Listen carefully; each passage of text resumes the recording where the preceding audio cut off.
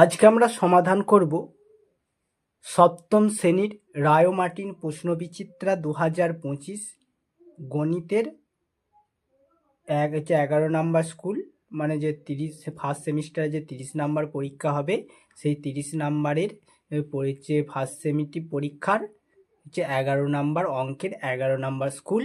আমি ইতিমধ্যে 1 থেকে 10 পর্যন্ত ফার্স্ট সেমিস্টারের অঙ্কের এমসিকিউ টাইপের কোশ্চেনগুলোকে সমাধান করছি। ঠিক আছে, সকল ছাত্রছাত্রীকে জানাই আমার তরফ থেকে বুক ভরা ভালোবাসা এবং শ্রদ্ধা। যে সকল ছাত্রছাত্রীরা আমার এই ইউটিউব চ্যানেলের ভিডিওগুলো দেখে উপকৃত হচ্ছে তাদের উপকৃত হচ্ছে, এবং যারা আজও সাবস্ক্রাইব করনি ভিডিওটা দেখছো তাদের কাছে আমার এখনও রিকোয়েস্ট রইল যে আমার চ্যানেলটাকে সাবস্ক্রাইব করো।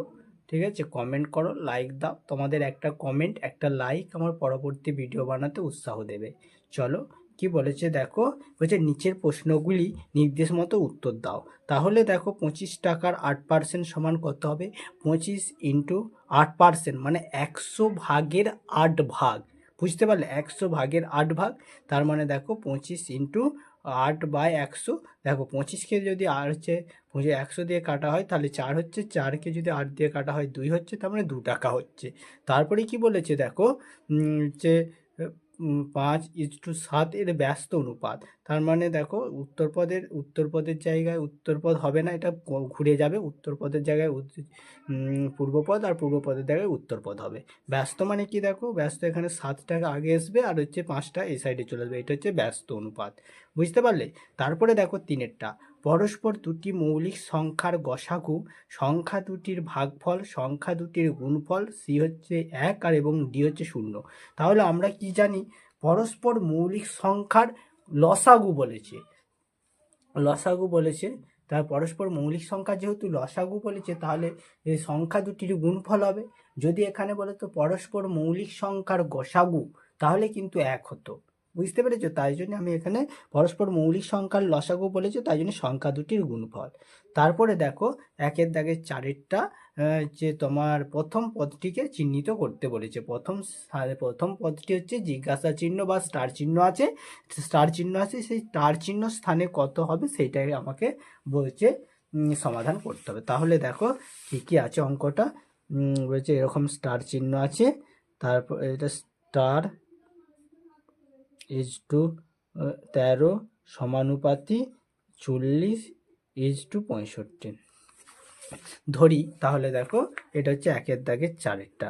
ধরি যে প্রথম পদটি সমান এক্স। ধরি প্রথম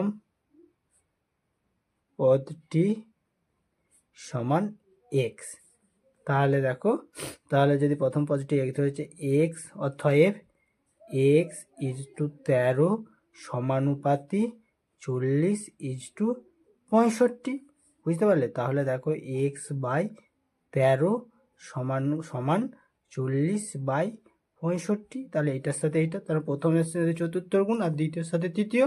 তাহলে বা x ইন্টু 65 সমান 13 ইন্টু 40, বা x সমান কি হচ্ছে 13 ইন্টু 40/65। 5-13 65, 5 40। তাহলে এক্স এর ভ্যালু কি বেরোলো? এক্স এর ভ্যালু বেরোলো 8। বুঝতে পারলে? তাহলে এক্স এর ভ্যালুটা কি বেরোলো? এক্স এর ভ্যালু বেরোলো 8। তাহলে আমার দেখো হচ্ছে এখানে হচ্ছে 8 হবে, 8। তারপরে দেখো 5-এরটা, এটা হচ্ছে 1 হবে। তারপরে কি বলেছে দেখো, বলেছে বীজগাণিতিক সংখ্যামালা তৈরি করো। এক্স এর দ্বিগুণের সঙ্গে ওয়াই এর অর্ধেক যোগ। এক্স এর দ্বিগুণের সাথে ওয়াই এর অর্ধেক যোগ। তাহলে দেখো এক্স এর দ্বিগুণ, এক্স মানে এক্স এর দ্বিগুণ, তাহলে এক্স ইন্টু 2। তারপরে কি বলেছে ওয়াই এর অর্ধেক, y/2 এটা হবে। তাহলে অ্যাকচুয়ালি কি হচ্ছে আমার 2x প্লাস y/2। তার মানে দেখো আমার কোনটার উত্তর হচ্ছে? আমার হচ্ছে বি এর উত্তরটা সঠিক। বুঝতে পারলে? তারপর বলেছে সমকোণী সমদ্বিবাহু ত্রিভুজের কোণগুলির অনুপাত। তাহলে কি হবে দেখো, 90:45, 90 ডিগ্রি 45 ডিগ্রি 45 ডিগ্রি। তাহলে হচ্ছে 2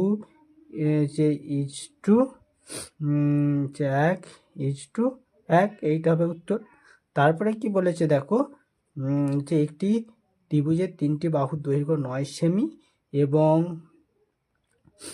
5 সেমি এবং 4 সেমি হলে ত্রিভুজটি বিষমবাহু ত্রিভুজ, সমবাহু এবং সি হচ্ছে সমদ্বিবাহু এবং এরূপ ত্রিভুজ সম্ভব নয়। কারণ আমরা কি জানি যে তখনই ত্রিভুজ আঁকা সম্ভব যে বড় বাহুটা দেওয়া থাকবে, তার দুটো যে বাহু দুটো থাকবে মানে অতিভুজের অপেক্ষা দুটো বাহুর যোগফল বেশি হতে হবে, তবেই সেই ত্রিভুজটা আঁকা সম্ভব। কিন্তু দেখো এখানে সমান সমান হচ্ছে, দেখো এটা হচ্ছে যদি এটা ধরে নিই অতিভুজ আর এই দুটো হচ্ছে দুটি বাহু, তাহলে দেখো হচ্ছে লম্বভূমি আর হচ্ছে অতিভুজ। তাহলে দেখো এখানে এইটার সাথে এটা মিলে যাচ্ছে, তাহলে এটা ত্রিভুজ আঁকা সম্ভব নয়। তাহলে এটা কি হবে, এরূপ ত্রিভুজ আঁকা সম্ভব নয়। বুঝতে পারলে?